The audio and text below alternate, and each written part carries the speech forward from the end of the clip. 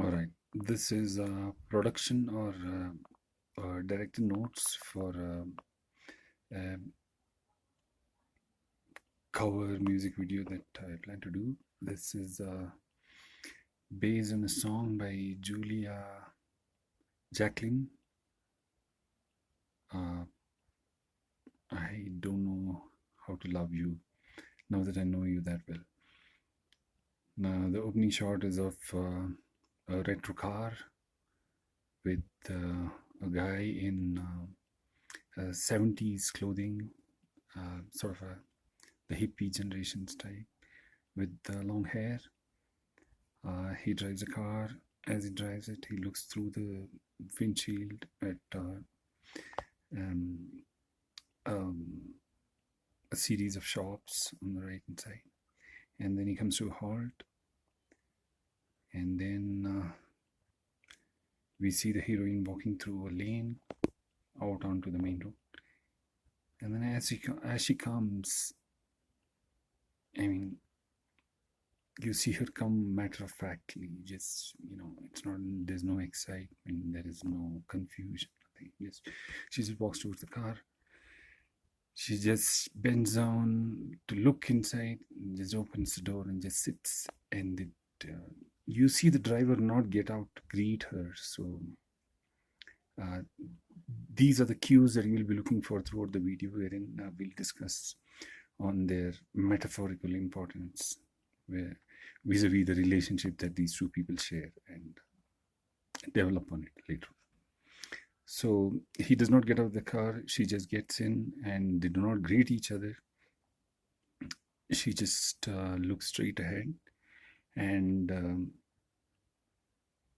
as soon as she sits down, he just puts it in gear and starts to go. And as that happens, as she settles down into the seat, she just turns to look outside, and the guy just leans over and just gives her a peck on the cheek. Now, because she's not expecting it, she's just looking out the window, and he comes through. It just startles her, and she's startled, and she just jumps up in a jolt. So at which this guy withdraws, and at the same time you see that this girl is actually in a reverie, and suddenly she jolts out of it, and she moves her hands to her cheek, and her eyes, you see disbelief, and she suddenly looks at this guy to see whether it has really happened.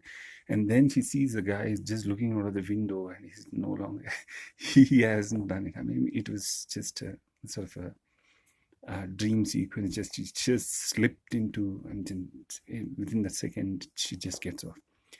And when she realizes that it hasn't happened, it was just her own thought process, it really disturbs her. And you can see it in her face that suddenly, when she has blushed thinking that something an intimate gesture has taken place, it does not happen. She just she goes stone faced, and she just keeps staring out of the car, and the car goes into the traffic. And as this happens, you see that these two people, they are in a relationship which has been going for some time, but it has not developed into a full-fledged relationship, let's say, wherein there is a lot more conversation which is happening, a lot of connecting of the minds that has happened. It has just not happened. So it's in the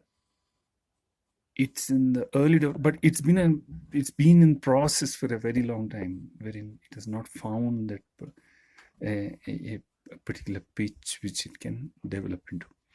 So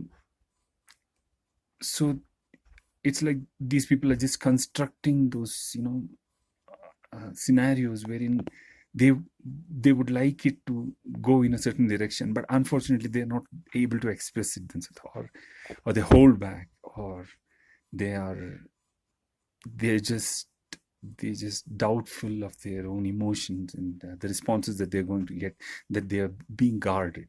So this is what we see. And then she just looks ahead, but in that same time, she's just sort of, in the thought itself, she's just at house, and she just tugs at her top. And the same thing happens with the camera. I mean, the camera keeps moving between these two, because it's not that one person is experiencing these emotions. It is both of them at the same time, but they're unable to break that ground, that wall between them.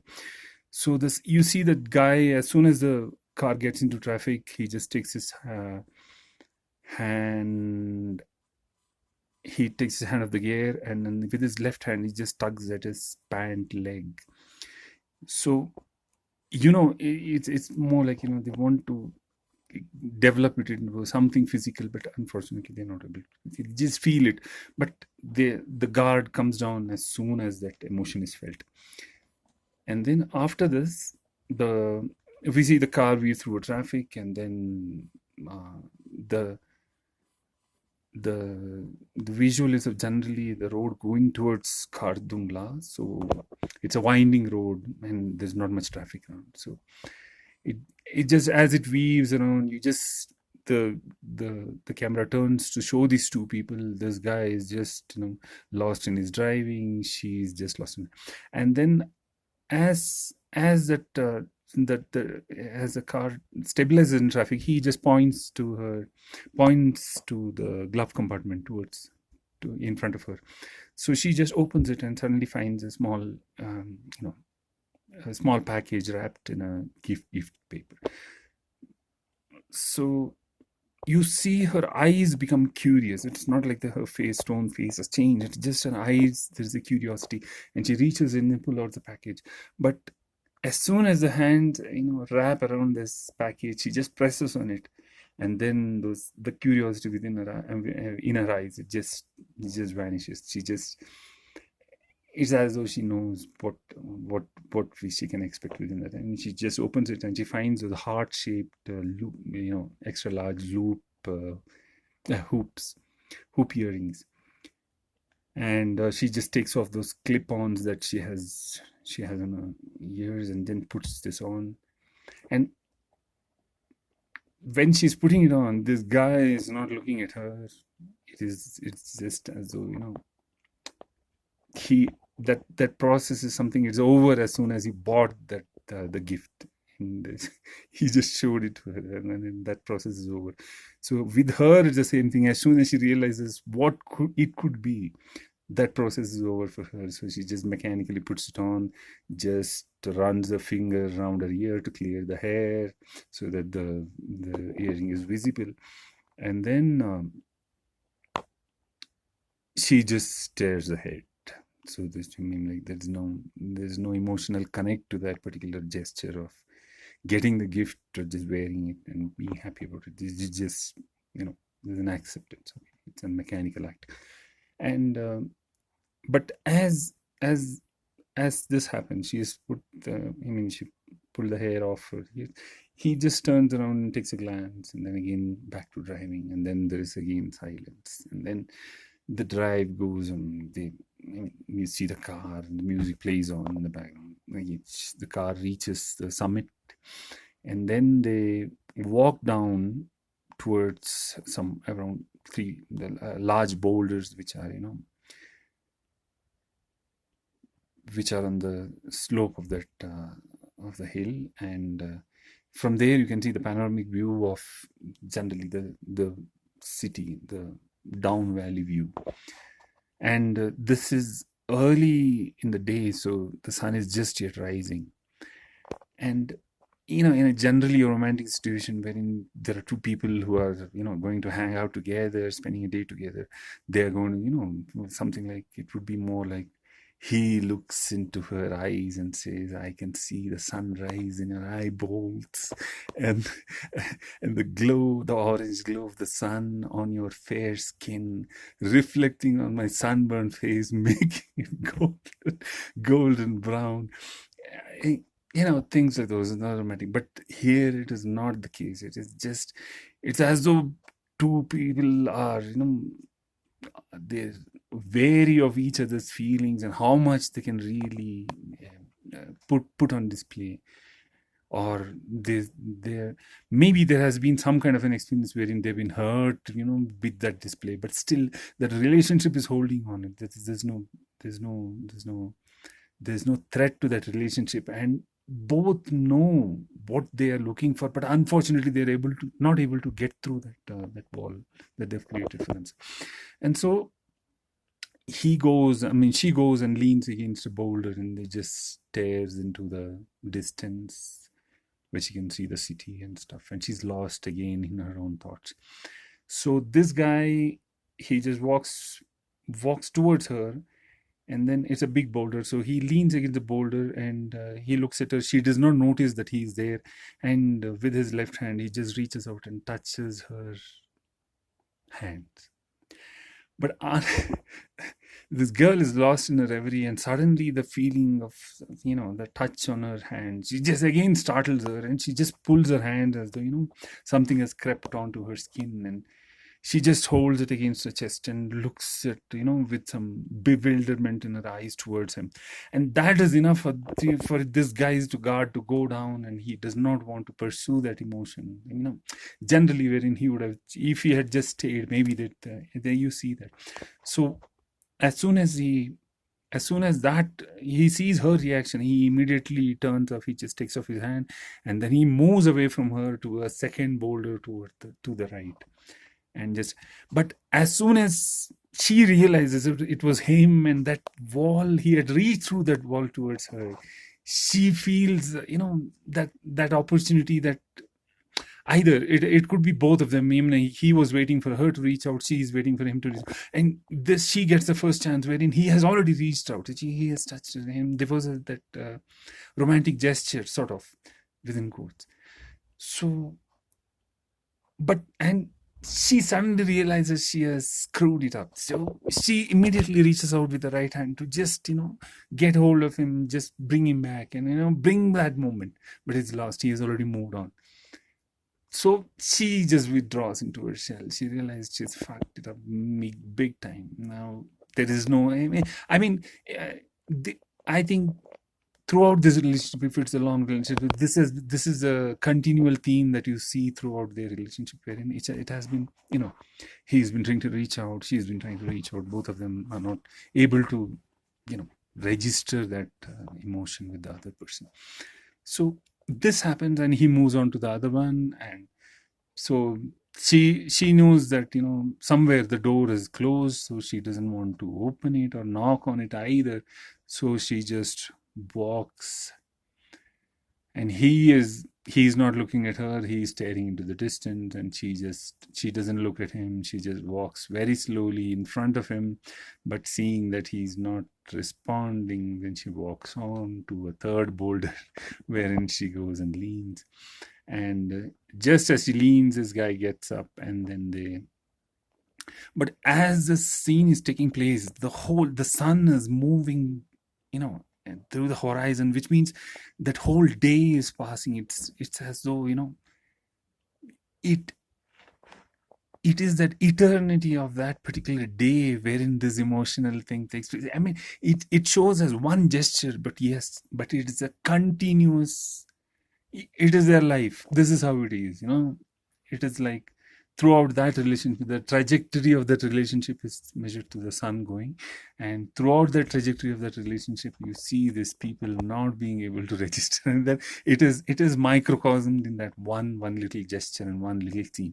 So she's on the third boulder, and this guy comes off, and the sun is already noon, and then moving towards another somewhere. You see a bright day, and then he just starts walking towards a car, and she just follows him, and then they get into the car, and again you see that car coming down. It's like a whole life of their relationship which has been compressed into this particular day, wherein we get to see it on this particular day, but it is the whole relationship which has been compressed into this particular moment. Now, once it happens, we see them driving back down, but then as the car is driving down, the sun is setting and it is getting dark. So the scene cuts there. We do not see any, how it unfolded later on. But since you've seen the beginning, we know already how it will. After this, after what has transpired right now, I don't think there is going to be anything of interest. I think he has not greeted her coming into the car. I don't think he is going to bid her a goodbye. She gets off it. So this it just cuts off. It's like we do not want to go through that. We understand, all right, how it's going to transpire. So, but next shot is of both of them in their own bedrooms. He has taken off his shirt. He's in a vest. She's still wearing her, but it is dark. But the balcony door is open. Both of them, their balcony doors are open, and through the shines the moonlit night and the lights of the city, a sort of a blue tinged lights, wherein she's lying on her bed. Just she's on her right, and then she's just that ennui overloads her, and she tosses to the left, and we see the hero just sitting on a bed, and on the wall you see large portraits. I mean, one large portrait and a lot of other pictures, framed pictures around it of her actually, and he's looking at her, and he just both hands on the bed, he just hunched shoulders, he's just looking at her, and you can see the frustration on his face. But unfortunately, it is in that lighting, you see the blue lighting, and you see him frustrated, and how to, he, as though he's just summarizing the whole experience of the whole day, of this day, and he cannot cross that divide, and sort of frustration. Same thing with her. She sees, I mean, she also feels that there were chances wherein, which could have developed, wherein they could have expressed themselves, which would have brought it into something really good. Both of them, we feel that tension that has been built up in them towards this relationship, which both of them know that if it is developed, it is going to be an amazing little thing, and there is so much that both of them can bring to the table in this relationship. But both of them are frustrated that they cannot bring it into that. So she just rolls around, and then when the camera moves to her, she gets up, and we see her stand up and pick up the phone. And as soon as she picks up the phone, she immediately dials. It's as though she comes to that decision wherein she just gives him that one point wherein, okay, he has tried, so it's my turn. So I cannot leave it like that. So I need to contribute. So my contribution to that. So what she does is, she just picks up the phone and dials, and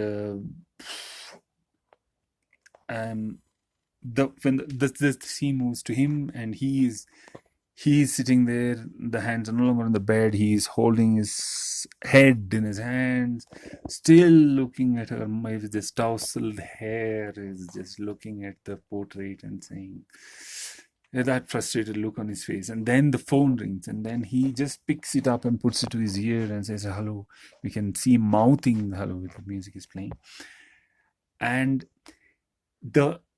as soon as he says hello, the scene moves to her, and she just opens her mouth to say something, but again the same problem, that whole the caution that she has exercised all this time, and the fact that throughout this day that we have seen her screw it up or whatever, she has not responded adequately, within quotes again, to this particular overture of his, and that strikes her and then shuts somehow. I mean, it's like she's open mouthed, she wants to say something, but then again the scene, she just opens her mouth, she cannot say anything, she's not saying anything, and the scene shift to the guy, and he takes the phone off his ears, he does not know who it is, and he looks at the number, and suddenly he realizes it's her, and then he puts it back to his ear, and he waits. Now he realizes that she has called. Okay, there is something she wants to convey, because he feels, maybe we are surmising here, maybe he feels that, okay, I have made that gesture, but I have not. She has not responded. So does she want to say something? I want to hear her say something towards that effect, wherein she's clear about, I'm sorry, I did not respond to that well. Maybe I would like to, uh, you know, uh, I had a wonderful day today. It was an amazing day. Thank you for making it happen and stuff like that.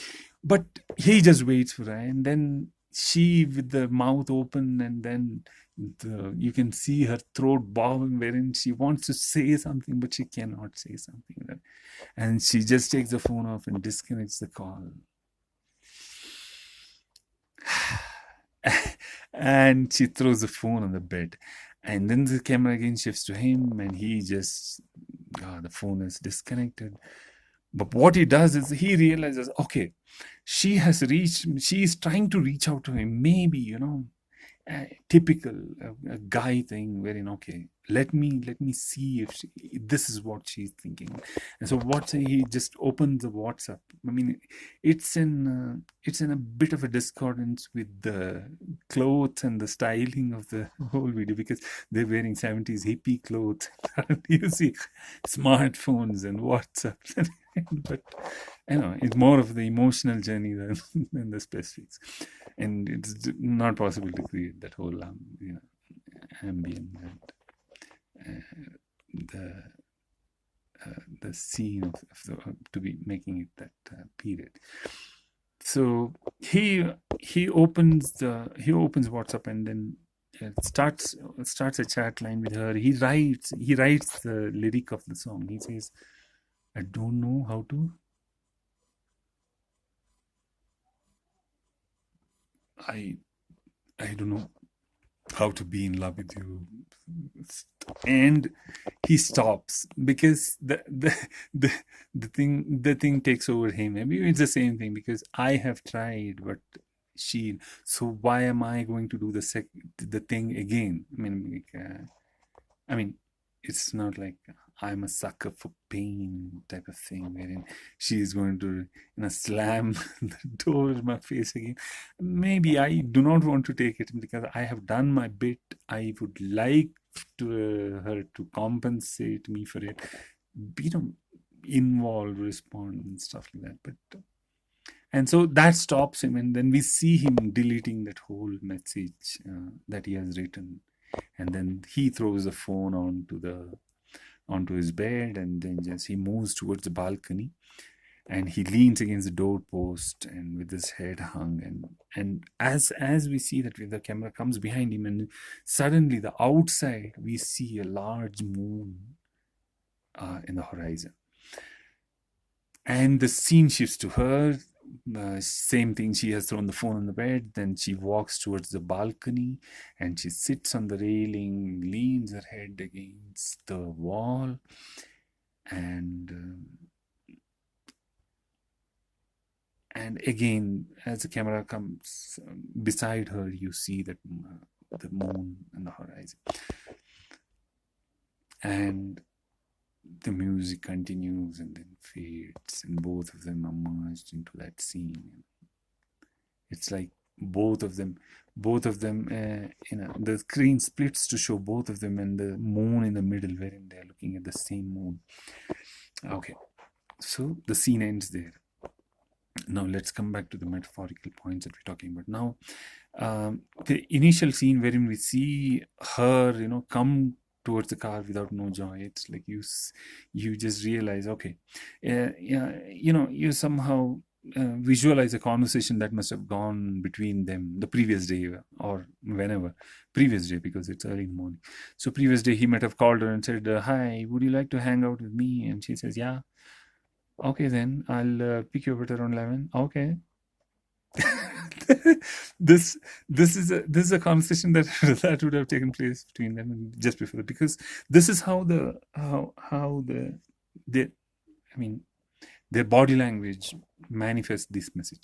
So she comes, she just looks matter-of-factly at the car and just peeks. Okay, he's in the same one, you see a lot of hilarious ones wherein people getting into cars and say, oh, this is not my Uber type of thing. So she just peeks into and sees him, opens the door, just comes and sits in. And as she sits in, you see this guy who's not getting out of the car. Generally, if it is a real romantic relationship, you see a guy going overboard, just getting out of the car, waving hi, hui, and stuff like that, jumping up like a little pup. So you don't see that. And even as she gets into the car, he does not greet her, in some effusive way. He's like, no, okay. It's as though there is a funeral.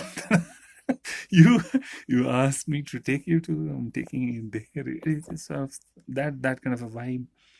But then you feel that okay, it's more. There's more to what we see here than the meets the eye in the scene, wherein she that peck on the cheek thing, says that she sort of is expecting him to do something to that.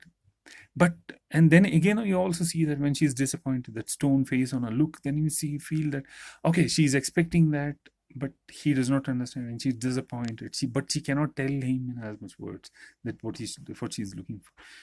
And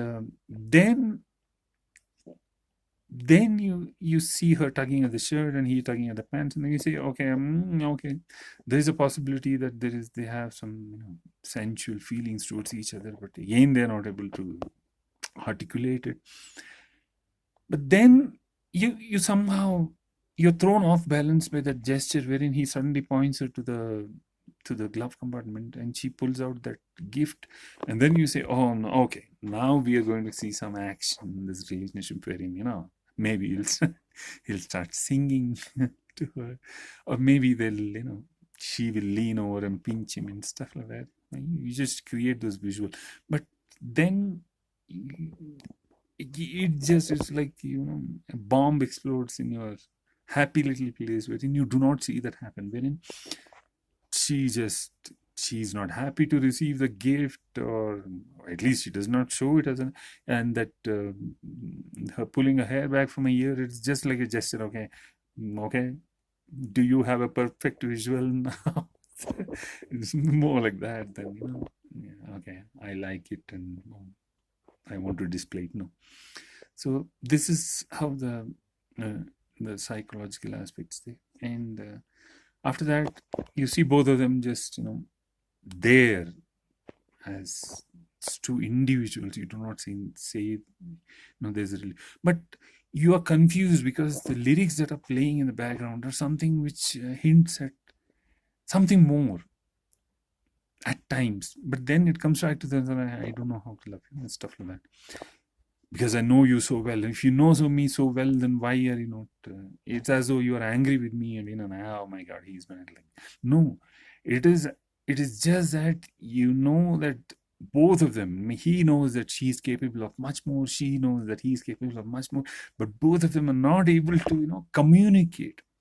So here we come to the essential point. In a relationship, what is important? The communication, verbal.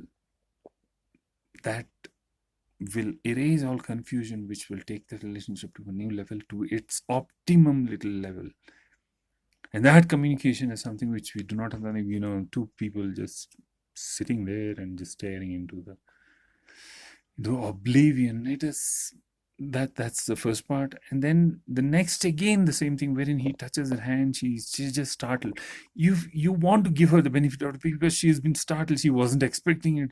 After the dream, she's not expecting it because she had the dream earlier about him, pecking her cheek. But suddenly she realizes, no, it was my dream, and she doesn't want to be compromised, compromising her emotions to such an extent wherein she becomes vulnerable. And here she's absolutely not expecting it, though they have reached that spot, a romantic little spot wherein the sun is just rising. You have a beautiful panorama in front of you. You're sitting in a wonderful little place. There's no little soul around. And then this is a perfect place wherein that romance would have been manifesting. But she is absolutely not expecting it because this is her experience, which has just taken place earlier. So his gesture, wherein even though he wasn't involved in any romantic kind of a gesture earlier in the development of the scene, he comes to and he says, okay, we have reached a spot wherein we can communicate. This is a place wherein I'm not driving, I'm comfortable. Now I want to express my feelings towards you. Let's even. And he reaches out to her. But unfortunately, because of her previous experience, she is not expecting it. So he has reached out. He touches her literally. Physical manifestation of his feelings. He has touched her. Touched. So when that happens, and she just jumps, with trepidation, his initiative just dies right there. He says, I am making an effort, and I'm not being responded to in an appropriate manner. So what do I do?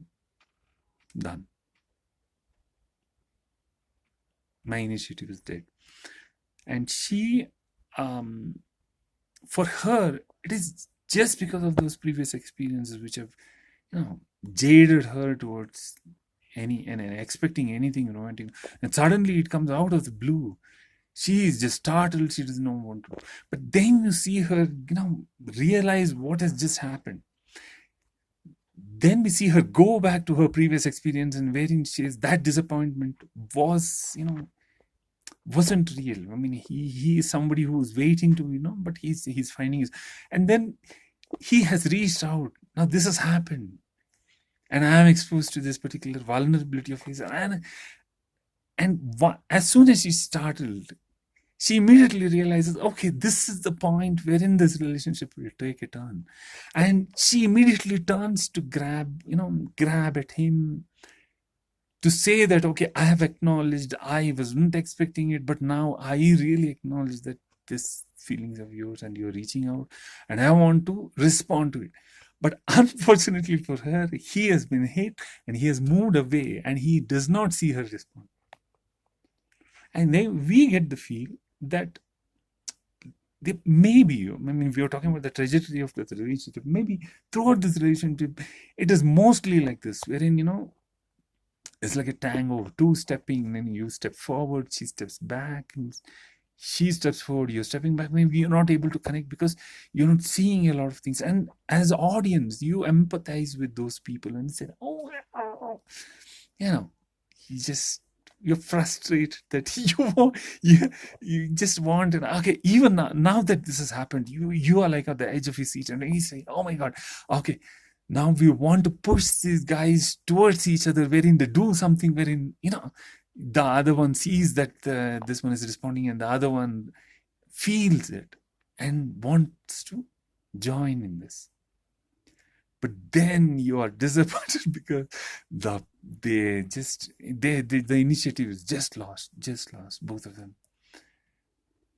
It is either your ego taking over, or generally a crushing sense of disappointment that takes over, which, therein you see just people, they're just walking across each other without acknowledging, which means, I'm done. That gift that I'm wearing does not mean anything. You reaching out does not mean anything. And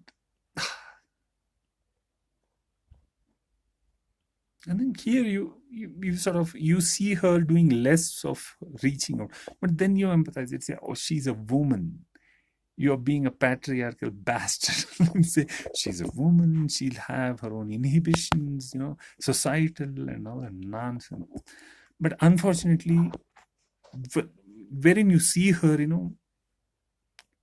stepping up to the plate, suddenly realizing what the situation has been, and then you empathize with her. No, it's not a fault. It's like, it's the situation. And it's his fault, of course. Not waiting long enough, not giving her enough time and stuff like that. But what about him? It's the same thing. Maybe he hasn't been given time. She could do the same thing with him, So again, we come back to summarizing: communication, patience. You have to be really patient, and you have to, a relationship, it's about having a long leash. You have to be there. The patience has to manifest until that door literally slams in your face. You are just visualizing it slamming it, and then you move, you just react, so that you do not want it to slam, so you're already reacting to it. No, I suggest you sit there and you wait for that door to slam in your face, so, which you have not done. So this is my take. And then after that we see the finally when they reach their homes, and you see them, you see their body language, and you realize, both realize at this point that it is an opportunity that they've lost. If they realize what it could have been right there, it was right in front of them, and they could not grasp it, both of them, and it just slipped through their fingers. And both are frustrated, just rolling around. But even there, you see, you again would say, oh my God, how much does it take? And then you see that girl who has not been reaching out suddenly make that call to reach out. And he, again, the same, we see this loss of him. We are again at the edge of our seats saying, oh my God, this is the moment when we see something. Again, the same thing happens, because he is lost in this reverie of the whole day wherein he summarized, and he is not able to, even remotely think that she is going to come back. And it's his turn right now, that he is not expecting her to come back to do anything, because he's her doing something. Oh my, no way. And suddenly the call comes, and he just, routinely picks it up and says, oh, okay. Oh, and then who is this? And suddenly he sees it, but then it takes over. Okay, maybe she has something to say that I want to listen. And I want to give her the space. So it is more of, the mental construct wherein you're just trying to visualize something happening, which may not be the case. Again, we come back to the first part, communicate. Okay, you felt that she has something to say, which you had. That's the reason why she done. But she's just, collecting her thoughts and stuff like that. Your job would be to tease it out of her, ease her into that conversation, into that awkward position where she has taken so much courage to just reach out to call you. And then you say, okay, you called me for a reason. That would be a good line to start, just initiate it, wherein she feels, okay, he acknowledges my call, that he acknowledges my effort to reach out to him, and then he says, okay, take my hand, I will lead you into my into the kingdom of my heart, type of thing. So, but he is lost, is two confused people who are not able to reach that, reach this understanding that we as audience, looking from outside, the third eye has. They are just, they're just lost in their own mix. So he picks the phone, and then she waits for him to make that, just stretching out his hand to reach out, to say, to draw her in. Again, her mistake. You have called, you have something to say, just spit it out. Why didn't you do it? It's again, the blame gets evenly distributed between these two people. And then you see, when that overture doesn't come, she realizes that maybe it was a mistake, that he has, you try playing the devil's advocate, and say that maybe he thinks that, he called me out and it's supposed to be a good day, but I screwed it up for him. He thinks that probably that's the reason why he doesn't reach out. Okay, then it will not happen. So she does not do it. So she disconnects the call. But then the realization dawns on me, okay, she has tried to reach out, she could not express herself, I should have done this, it's my mistake, okay, let me try reaching out. And then he tries typing the message wherein he wants to reach out to her, but then the same thing, he realizes, if she has called, she has not talked, maybe she's not able to express, she's not able to accept. What if she was calling to tell you, yeah, I do not want to see you anymore. Let's break up. Right? And then you sending a message of, some romantic nonsense. It would be a greater hurt. So he is being cautious there right then. But then here comes, the realization that, both are, dilly-dallying on what they want. But the end scene where both of them are watching that same moon, that is a metaphor in itself, wherein both of them want that one little thing, but both are separated. We see them separated. And it's their minds that has created that distance. But both of them, what they really want is that one thing. That is a metaphor that plays out to the end. This is how it will develop. And it's a very budget production wherein we will have shot those scenery shots with an empty car with around 5 cameras probably.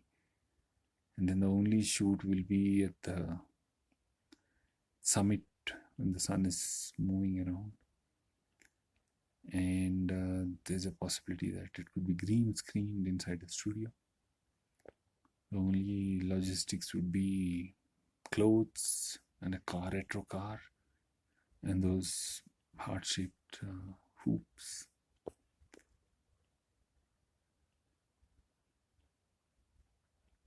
The last scene, of course, will be in some apartment somewhere, bedroom, with a balcony. One, maybe without. So this is a concept for this particular